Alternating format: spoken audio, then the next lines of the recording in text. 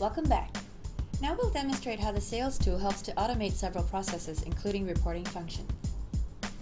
As you can see, the Sales module has 4 subsections to it, which covers order processing, tracking, customer management, and reporting. We'll cover the first 2 parts as they work together. Not all orders are done online.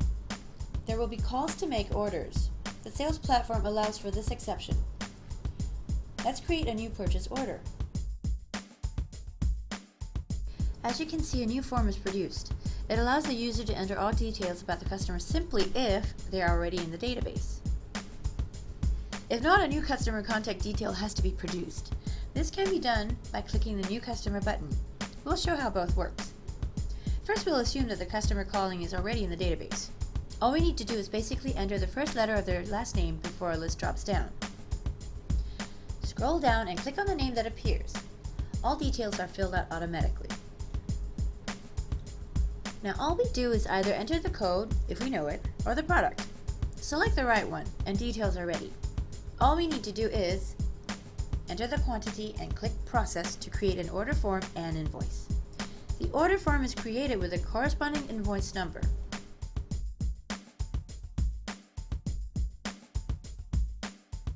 Because the system allows back orders to be created, the invoice number will not be the same as the order number, but each one has a corresponding number to ensure that everything is in order, like so. There is no way a mistake can be made.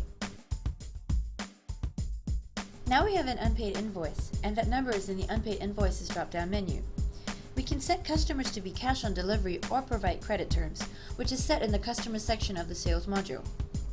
Now let's assume the items have been delivered. The person in charge of delivery can click the delivery button and send the items on its way. The delivery person returns with cash, hands it over to the person in charge with a signed delivery order form. Now we can call up the invoice and clear it. Money in the bank. Now let's go back to making a new sales order. It's a new customer. We can either A, write down everything and enter the details later, or B, hope they are patient and allow you to enter their details. Let's see how long it actually takes.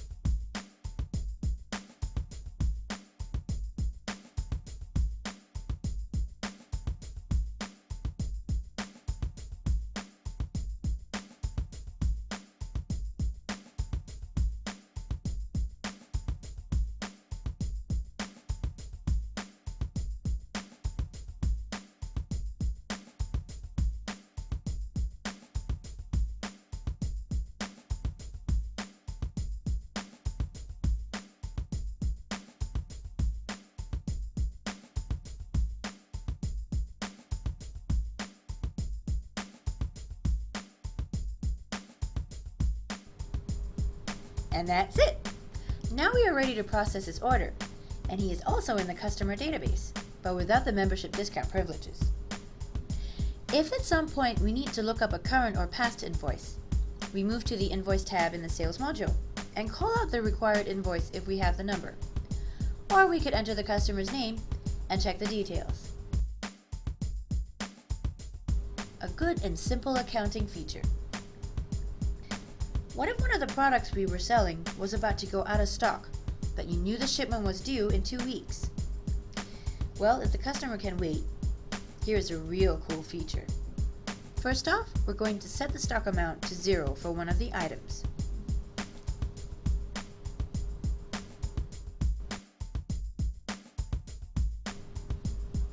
Our friend Robert would like to order some cheese over the phone. so we create a new sales order. He would like 5 pieces. Now let's see what happens. We know we can't always remember how many items we have on hand, especially in a fast-paced business environment. We enter 5 and look what happens to the box. Now if we mouse over the box, we can tell Robert we have 0 left, but if he could wait a few more days, we can deliver the rest, assuming it's not urgent.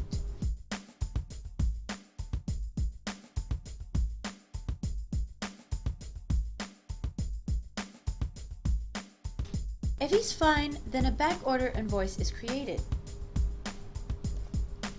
This means he has one invoice for the items we can deliver tomorrow and another invoice for the rest we owe him. Oh, and look below before we leave. The back order has a number. Let's call it up.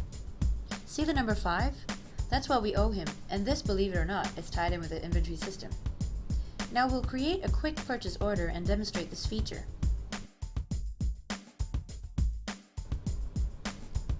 Look at the balance. It's a negative number showing that we owe someone some cheese. I'll create and update the inventory before we send Robert this cheese.